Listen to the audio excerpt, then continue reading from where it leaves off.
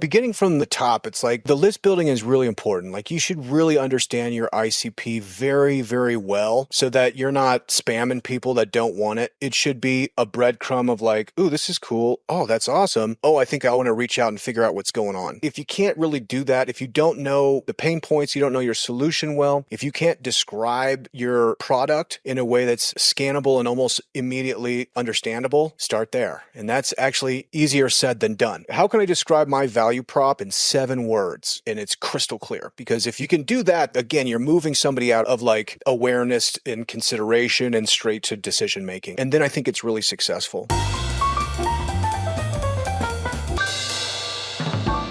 Welcome back to the Honest Marketing Podcast, where you learn proven strategies to grow your business without selling your soul.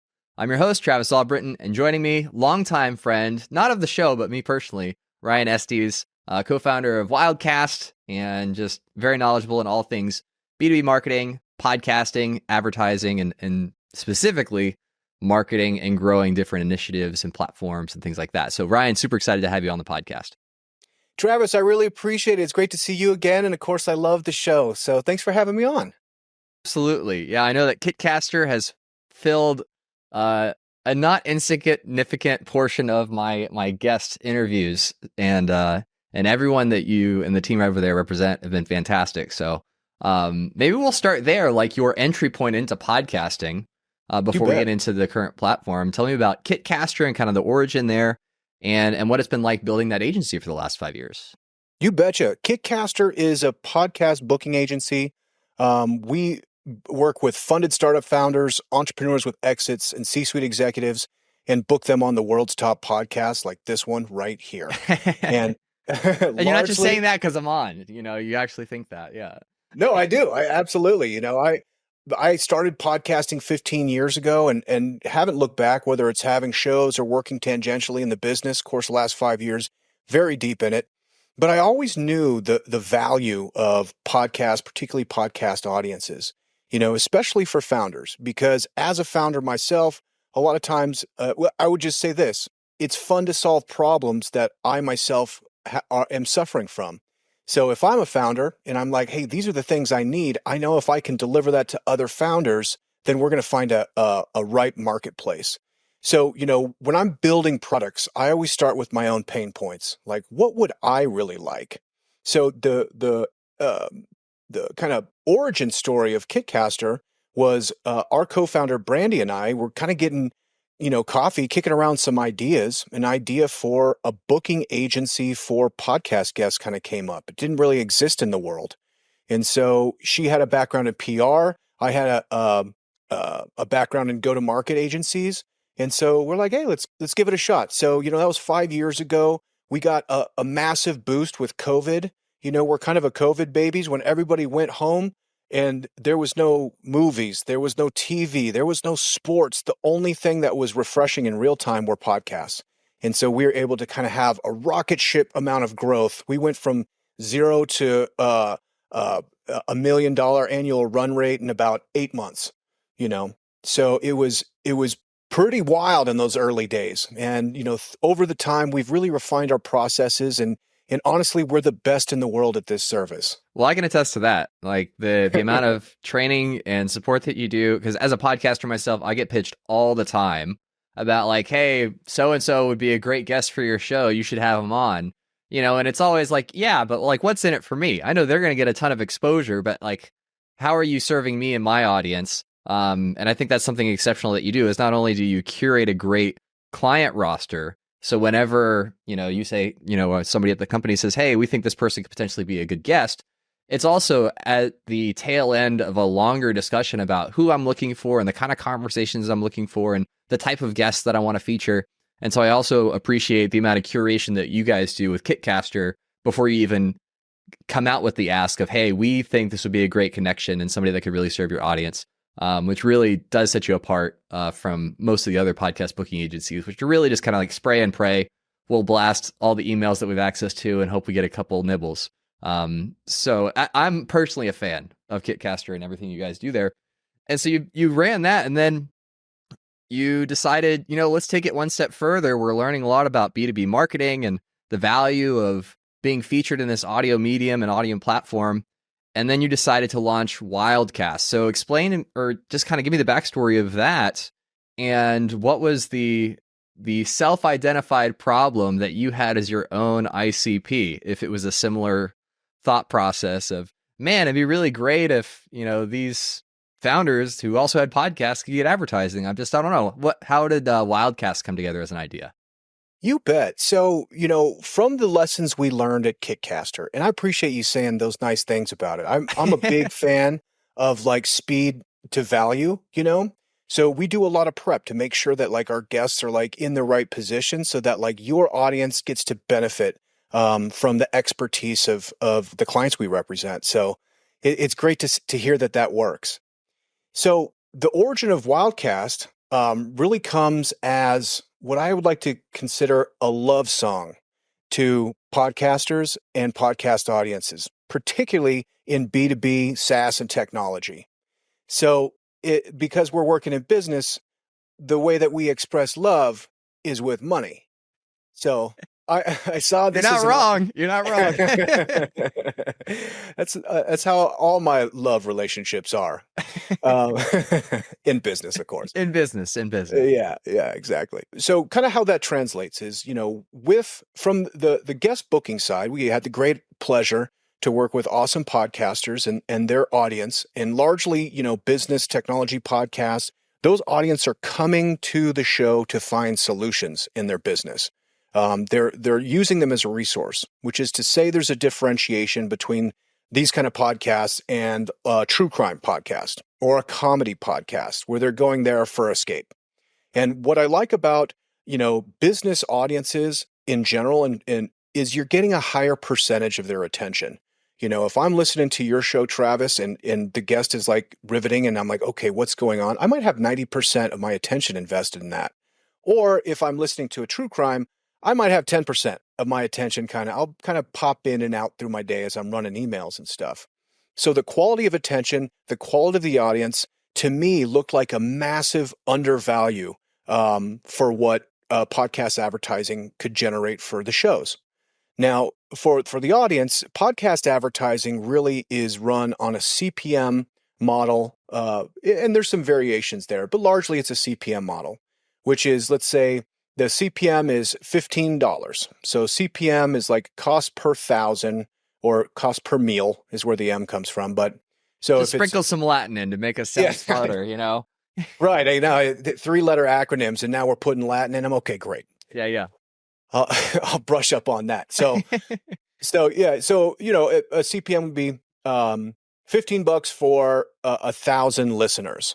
Now, if you have a gigantic true crime audience where you have millions of monthly listeners, then that's probably a pretty good deal, for the podcaster, for the creator.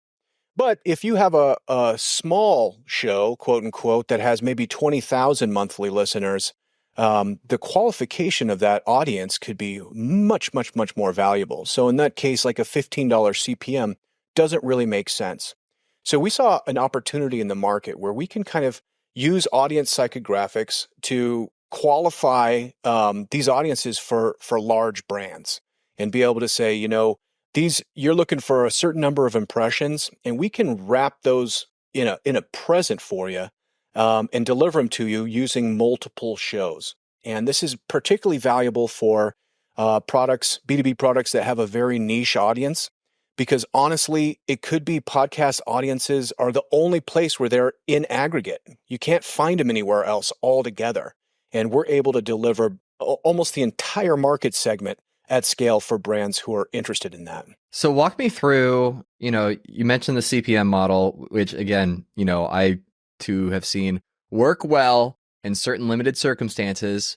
But whenever you start throwing around CPM rates, very quickly, your podcast audience becomes commoditized, right? Where it's $15 here or $15 over here. And they're just kind of all muddied together. It's just person with ears. Like that's who they're buying. Versus if you have more of a high quality audience, typically what you would do, I guess historically before Wildcast, is you would approach these sponsors directly and say, my audience is more valuable than the average listener.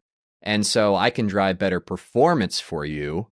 And because of that, my rate is higher than what you would just spend on the open market for whatever podcast you get in front of. And so how is that played out within Wildcast, where you have a highly curated audience set with the podcast that you've invited in, communicating that value to the sponsors who are always looking to get the best deal possible? Where they're like, I mean, that's great that you have a high quality audience, but we spend $20 CPM over here, so why are we going to give you 40? That doesn't make sense, and kind of trying to get you to bid against them. What have those conversations been like, and how much of an education process has that been for the brands or the advertisers? How much do they just rake you over the coals over the numbers, and just give me a lens into what those kind of conversations are like between sponsors and creators. You bet. It's the education process is, if I'm educating folks too much, I know I'm too deep in the weeds. Like the product should be self-evident. And I think that's what you find with niche podcasts. We do a lot of stuff with like cybersecurity and fintech and medtech, biotech. So these brands, well, you can almost just look at the title and be like, oh yeah, this is a winner, and you go a little bit deeper into the liner notes and the subject matter. You can, from our platform, you can do all the diligence you possibly can online, whether it's the founder's LinkedIn and the Twitter account and anything you want to see. And you can also like listen to the shows, which becomes, which is important, but in some aspect, it should be self-evident. Now, to your point, like what we want to do is make sure we're delivering that high quality of audience. And there is an important differentiation about Wildcast as far as like delivering on that, is the fact that we are a host-read platform, which means that like in your instance, Travis, you would actually do the ad reads, and you could do those in post and then insert them into your episodes and back catalog, or you could do them live, if you want to go full Bill Burr and just, riff and do your thing. So, and we really encourage that, it's like, hey, speak about the product with experience in a way that your audience is accustomed to. So what studies have shown is that the conversion rates for host read are way better than dynamically inserted ads. Dynamically inserted ads are a great way for creators to make a little extra cash. And we're all used to skipping all those ads, where when you're listening to a podcast and it's like suddenly there's a commercial for Geico and it's just like, all right, Geico, 15 second, 15 second, 15 second. They don't have the same stickiness that host read does. So there's a place for those. I think they're just fine. But it's important to know that like with Wildcast, we're really looking for that host endorsement so that there is kind of like this synergistic relationship between brand, audience, and host. So that's kind of how it works with us. Talk a little bit about the differentiation between audiences between Wildcast and Kitcaster. And there's a little bit difference for our ICP, and you asked that a little bit earlier. So, Kitcaster really is for founders, and it's for founder-led marketing, which is shown these days to be very, very, very, very effective and almost obligatory. Like if you raised $1 million for your startup, you better put that on your shoulder and like get out there, But, our ICP for Wildcast is more the ubiquitous tech brands and larger companies. We're talking about, it's probably a 50 million ARR or greater, where there is this great founder-led marketing opportunity or CEO-led marketing opportunity for sure, but they have more established marketing departments and they're looking for scale, So, with Wildcast, these are like much larger corporations, generally speaking. With Kitcaster, there's kind of a founder base. But what we're seeing is there's a little bit of overlap in like kind of the necessity for kind of like founder-led marketing with both of them. So in some instances, we kind of cross-pollinate where we're able to put a founder onto a show. We get some great snippets from their interviews and insert those into advertisements for Wildcast. So, going on shows becomes kind of a way to find traction with borrowed audience. And then advertising on podcast is a way to find scale on borrowed audience. And walk me through how you've been able to build out the podcast side basically the supply. It's like, here's the supply of audience that you can tap into as an advertiser. Because traditionally, the role of monetizing a show, if you're not doing it yourself as a creator, you're joining some type of network or, cooperative where somebody's representing you, they're selling on your behalf, and then bringing those deals to you and giving you revenue. So walk through what that's been like working with creators. I mean, I can't imagine it's too difficult to be like, would you like some money? All you have to do is read this ad for something that's extremely relevant to your audience. And maybe you get like a 98% close rate. Because that would be how I would lead it. But I'm just curious what it's been like building out that side of the product. It's a good point. Like if I'm coming to you and I'm like, hey, would you like some cash? 98% of the time people are going to be like, sure. But then they're going to be like, but wait a minute, what's the catch? So, with us, there really is no catch. I mean, we're platform agnostic. Any hosting platform will be fine. We're network agnostic. Like if you're a part of a larger network, that's great. We also work on behalf of whole networks as well. We really are just kind of like a sales arm for creators. All of the opportunities that we present, of course, we're not twisting anyone's arm. You can take it or leave it. But there is probably a skepticism a little bit coming from folks. So I think that like our reputation that we built with Kitcaster, we've been around a lot. We know thousands of podcasters, and we've really done everything we possibly can to support them. So when we can kind of come back around and be like, hey, we want to give you opportunities to earn. Here's how it looks like. Yeah, people have been super supportive and welcoming. Supply side. And then, when I think about other solutions, monetization solutions that have existed, because while Wildcast, you're very specifically focused on certain verticals or niches, there are other platforms that have come and gone. Podcorn was one of the big ones that first launched, where you have this kind of like marketplace of advertisers and podcasters. And a lot of the friction was in the legwork required by the creator. It's like the advertiser just says, hey, here's some money. If you want some of it, send us a pitch. If we like you, we'll choose you. And then there's this back and forth about the reads and, verifying downloads and like all these friction points that make the scalability of that type of system difficult for most of the people using it. You always have like the 1% that outperform the mean or the average. But that's where a lot of those platforms have really struggled, is like you spend 50 hours a month on it and you make $17. Is it really worth it? And so I'm curious how you've attacked those specific types of friction points that other advertiser creator marketplaces have run into.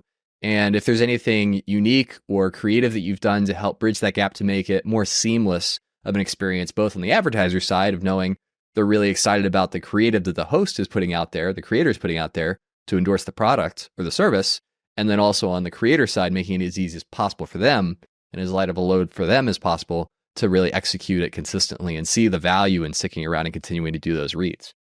Yeah, no, it's a really good point. I think Wildcast does three things amazingly well for advertisers. It provides them with an ideal audience in aggregate at scale.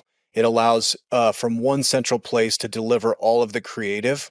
It allows for, I guess I'm going to say four things. It allows to do all of the air checks at scale. So, when you're looking at 327 different episodes, you can go straight to it and listen to your ad reads on every single one to make sure, if you so choose to do that. And then maybe the most important thing is we allow the brand writes one check and we write dozens of checks. This is particularly people that want to leverage, niche audiences or very specific audiences, managing a dozen different podcasters at the same time and the different rates and all that. It just becomes to be kind of a headache, and in podcasting, it's such a unique medium that there's a lot of very unique challenges that different things are trying to solve for. So Podcorn was a great example where they're like, hey, we can do like micro payments for any podcast that wants to participate. It's a great idea. And I'm not sure, are they still out there? Are they still kicking it? They got acquired, and I'm not sure if it's a loss leader now, but I do know just from personal connections that I had that they always struggled with profitability and churn, which is pretty standard for a scaling software product, right? You're doing a lot of top end marketing to grow the user base. And then if they get in and they aren't getting quick wins or quick results, then they leave or they stagnate. And so you're always having to fill that hopper full and then also keep your advertisers happy while you're also managing scaling a SaaS product. So I'm not sure where they're at right now. I do know that they got acquired, but not sure for what valuation or for what purpose. Yeah, and they're a great model, because what it was is it's a self-standing platform, kind of a self-serve from both the advertiser side and the creator side. Now, when we were validating the product a couple years ago, this is kind of what we were leaning towards, is kind of like, let's say like a Meta type product where you can go in there and put in your $10 and boost a post and do stuff like that. And people are really kind of emboldened to do that. And they make it actually pretty easy with Meta products. And you also don't have a campaign manager. Like you're the only way you can do it is you have to go in there and kind of figure out the tools itself. If you're working off your Instagram on your phone, it is pretty simple. But I don't know if you've ever been in like the business manager for Meta, and it's like, it's a nightmare. It's intense. Yeah. It's intense, man. And you want to go a step more intense, you go into like Google AdWords and that network, and that's intense. Now, the difference is Meta self-serve, Google, they'll pester you forever to optimize your ads. So there is a certain amount of hand-holding that they do that's been necessary for their growth. And obviously, Google's the biggest business in the world. So what we wanted to do is say, like, we go to agencies, we go to brands and say, like, we're building this thing. How are you going to use it? And almost roundly, they're like, look, man, I don't want to have to learn the dashboard, So very early on, we abandoned that. And we said, we're building a tech platform, a SaaS platform, but this will always have human interaction and human management. We want to make it as easy as possible. And so what became really important to them was being able to understand audience attributes. And we have probably the most robust audience attributes in the world. And they also wanted to be able to view the shows that they're going to be choosing, which is also a little bit different. I think there is a certain amount of razzle dazzle and like entertainment in podcasting where you're like, ooh, we're going to do some like advertisements on which podcasts, which is a little bit different from Meta and Google's model where they're like, this is the person we're going to deliver you to. We serve that up as well, but it's also important which shows. And oftentimes there's a certain intangible vanity metric of advertising your brand on a show you listen to. That's exciting, so that's always important to our campaigns that we're able to include some of that to add some of the fun of it all, I'm not sure if that answered a question or if I was just going off. No, it was good. It was, I think for me, the takeaway was using software where it makes the biggest difference, but not being over reliant on software where human touch really is what's necessary. And I think that's where a lot, especially in this AI bubble we're in right now, the AIification of everything, it's like maybe AI is a helpful conduit for whatever the task is that you're doing. Or maybe you just really need that person in that seat to make those educated decisions based on their own knowledge and experience. And it's not something you can just tap into ChatGPT's API to figure out for you. Yeah, and I think also, learning from your balance sheet, if it's whether it's Meta or it's Stripe, all of these platforms that I use that don't give you a human interaction ever, I think there's something kind of like there's a residue of pessimism or something that comes off the brand. Like it's almost like they're snubbing their nose, like we don't need to speak to these people, and I don't like that. So pretty early on in the process, we made the commitment that like this is going to be a tech-enabled service in a lot of aspects, and we're going to use we'll have our AI components and we'll have all of these other things, but there's always going to be some kind of campaign management where we can make sure that the needs they have, the questions they have, there's a lot of moving pieces in this kind of thing that like they can get direct response. I think honestly, it's the right thing to do.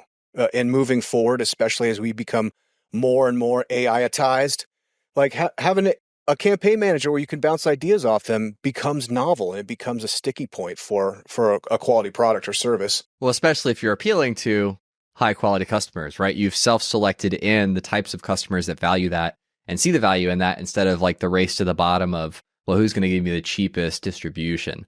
Now, I do want to pick your brain and learn what you guys are doing on the kind of B2B acquisition of these advertisers and brands. Because once you get to that 50 million ARR and up, it's a different sales cycle. It's a different type of conversation than just running Facebook ads to a landing page and getting someone to sign up or opt in. And so what have you seen work specifically on brand and advertiser acquisition for getting to the right decision maker, having the right conversation, framing it in a way that's valuable for them? And what are the things that you've seen resonate with your prospects that have really helped hone your sales pitch? Yeah. Go to market, from my experience from performance marketing agencies, was kind of my specialty. And, I developed this idea of 10 touches that I'm going to want to be, I want to touch them 10 times in, multiple channels before I'm in a position really to sell at all. Now I've kind of advanced that because I think that we're so pulled in so many different directions with our attention that if I'm lucky if I do get 10% of someone's attention, with these marketing touches. Maybe, if I get 10%, then maybe I just lost an order of magnitude with my touches. Maybe I need 100 touches. Maybe I need 1,000 touches. So when I kind of put it in perspective with that, it helps me from a leadership standpoint to go to our team and say like, hey man, we need 1,000 touches before we're going to ask for a sale. How are we going to generate these 1,000 touches? So what's been, impactful for me forever is outbound. At the root of entrepreneurship, the leadership component is great, all of that, but I am a sales dog. So I want to get in front of you with my offer as simple and clearly as possible and get a yes or no as fast as I possibly can, and get every single person well qualified in my ICP to know who I am immediately. So we use a mix of outbound through LinkedIn. We use a mix of outbound through cold email. I'm actually kind of on the fence right now to start actually do cold outbound phone calls, which would basically be voicemails. Nobody's answering that call. We do SMS, text message marketing. We use a variety of different data sources that are kind of hone in on our ICP, because if we are looking at like Fortune 500 companies, the people that are important to us are marketing directors, influencer managers. There's a lot of new influencer type management roles that aren't as clear as like marketing director. Like this is new, especially for Fortune 500, where they're like, hey, we need to have kind of a division. Usually it's 1 to 3 people that are kind of managing influencers. So, the beginning, especially when we are a new platform, I mean, we're just celebrating a year on planet Earth with Wildcast, which is really exciting, but you got to let people know about you really fast. And cold outbound is the way to go.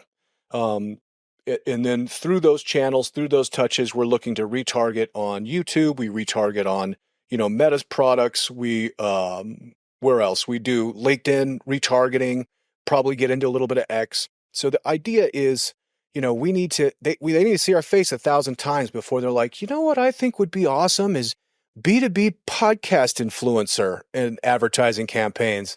And it's like, yeah, because you just saw our touch 1,001 times.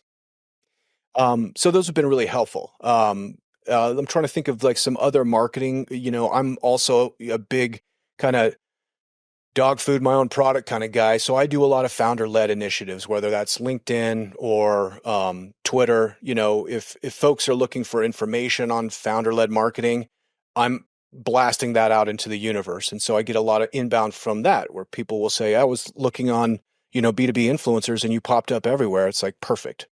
Then secondarily, we are doing a lot of SEO type work, but that's generally speaking a slower burn. That takes months for it to season. That's great. No, I appreciate you laying all that out, and it was refreshing to hear cold outbound as one of your answers, because I feel like we've almost gotten spoiled as marketers and salespeople. It's like it's the new tool, it's the new AI process, it's the new automated whatever, and you're just like kind of crossing your fingers and hoping it works instead of just like, well, no, if you talk to 10,000 people in your prospect pipeline, you will get conversions and you will learn what works, but that's a lot of work to do that type of volume and that type of scale. I'm curious, this is somewhat tangential. You've been, building up that side of the business for quite a while. So were you guys impacted by the Outlook inbox deliverability snafu from earlier this year? And what have you done to correct that? I'm asking for a friend, not me personally, but asking for a friend. Oh my gosh. Are you talking about the Google one or that one that just happened? Yes. Well, it's like deliverability, cold outbound email deliverability this year has just been all over the place. Dude, across the industry. Yeah. Brutal. Yeah, all the what is it, the C mark stuff and all that with the Google Workspace. Dude, that was so clumsy. It really drove me crazy. It took me and our product manager like weeks to untangle all of that stuff. To the point where I was like, dude, I bet you we could spring up a little agency around this and make $1 million helping people with this, you know? Because I was looking, I was like, dude, please, I don't want to do this. I don't want somebody, please do this. And nobody had it. But, particularly if I'm just going to let's just bash Google a little bit. When the Google domains, they sold to Squarespace. And so now if you have Google domains, it's in this weird limbo place between them and Squarespace that you can't make these changes easily. And also it was unclear exactly how you had to get all of those together, what you had to do, how it affected what you're doing with your newsletter and what you're doing with HubSpot or your sequence generator or whatever. Dude, it made me so angry. I spent 100 hours on that. So yeah, that was a big one. That, of course, not only is our marketing all cold outbound, but Kickcaster's entire business model is cold outbound. We're reaching out to podcasters all the time and pitching them guest opportunities. So, we have to have a very high rating and make sure we don't end up in spam or that we can get through it all. So yeah, that was terrible. And then this last one, that was I sat that one out. It was I kind of blinked and it was over, but I'm sure there was some issues in there. Yeah. It's never a dull moment in the world of digital marketing. But it is a valid threat. I'm always looking for single points of failure in a business. And, when you're completely bound by whatever Google seems to deem appropriate, they're well, we'll give you can send 60 of the same emails in one day. And sometimes you'll send 50 and they're giving you warnings. You're dude, well, what is it then? Is it 50? Is it 60? Why is it 60? Is there a way we could, now you can get a little blue check mark on your emails, which is great. But does that favor deliverability?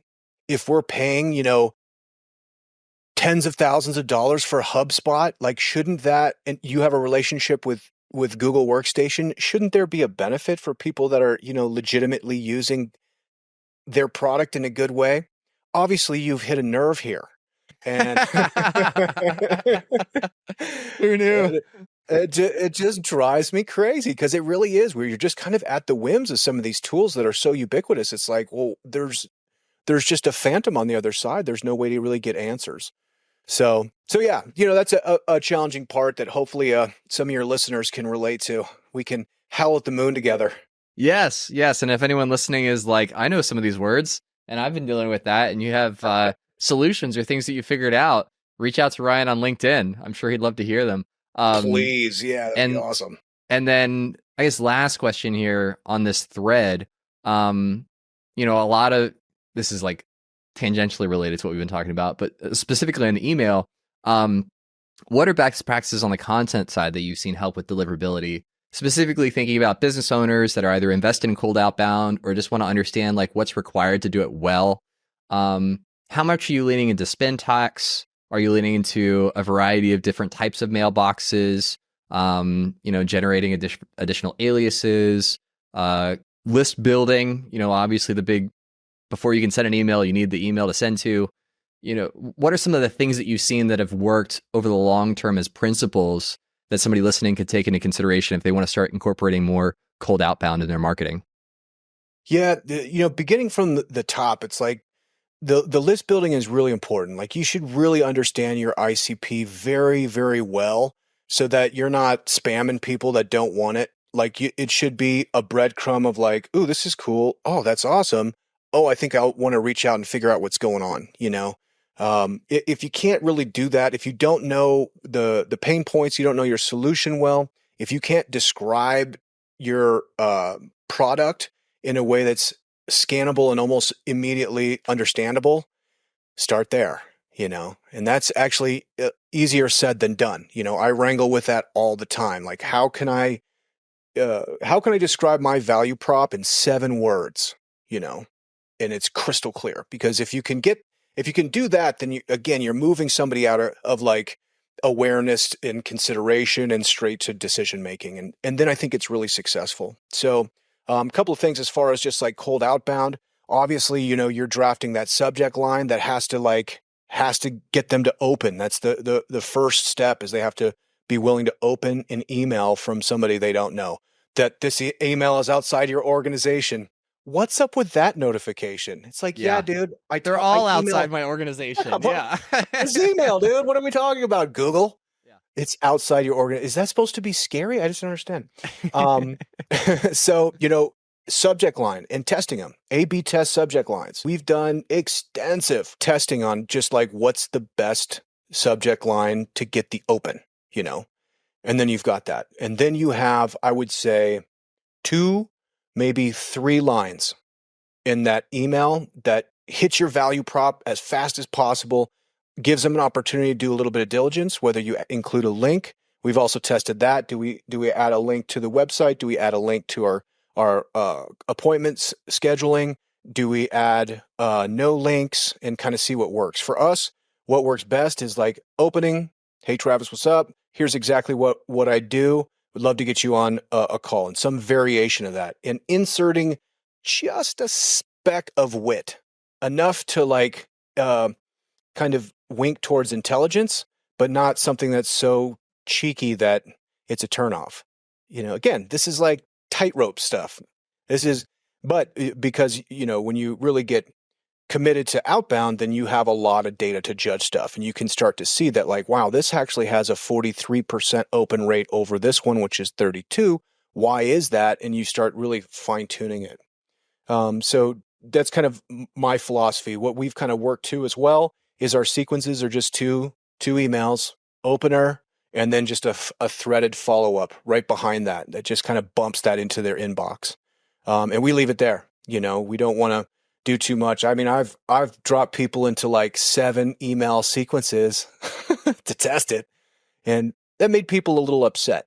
You know, they're like, dude, what is this? Shut up. Stop already. So, you know, the cold email, cold outreach in general, you're always looking for a numbers game, but you also know that there's a certain, like, you know, there's just a kind of an art and science to the whole timing of the thing, you know, because oftentimes the response is like, I was just talking about this. And you're like, oh, great. That's awesome. Yep. And you only get that with volume, with actually like sending out a lot to find that 3% that's in buy now mode. And you just have to get used to lots of no's and lots of, I didn't sign up for this email list, and lots of, you know, just sales rejection. Welcome to sales, right? You got to get through all the no's to get to the S's. Yeah. Yeah, absolutely. And, you know, kind of what's fun too is there's an inception quality of that. You know, if we're talking about 10 touches, you know, we'll have people come inbound, and we have a lot of inbound leads that come through, and I'll pull them up in the CRM and be like, oh, look I sent them an email like 4 months ago. And you get them on the call, and they're like, I was just thinking that this would be a cool service, but I didn't know it existed, and I found you. It's like, no. I incepted this into your brain 4 months ago. Just set the seed, and it bloomed into like you actually seeking out exactly what we do. So that kind of stuff is really cool. But, you know, I think the main thing to take into consideration if people are thinking about cold outbound is like to really show care. And I think the way that you show care is like by qualifying people very well on the front end, making sure that your value prop is really clear and that you don't pester them too much. And if you're kind of exhibiting that amount of care, that really will come through on like your closing percentage down the road. Love that. Well, Ryan, it's been a blast having you on the show. Where can people go to learn more about Wildcast, to connect with you, to learn more about you and see what you're doing as it pertains to, you know, helping people with founder-led marketing? Yeah, you bet. Wildcast is gowildcast.com. check that out. You could check out kitcaster.com. And I'm probably most active on LinkedIn, and I'm really trying hard to get my Twitter going. The distribution over on Twitter is just like bizarre. It's like you get 16 eyeballs or you get 160,000. There's no in between. But I'm committed to talking to folks online, and I'm always happy to make connections on LinkedIn. So that's a good place for me. Perfect. We'll link all that in the show notes below for your listening and viewing convenience. Ryan, thanks for coming on the show. It's been a blast. You bet. Really appreciate it, Travis.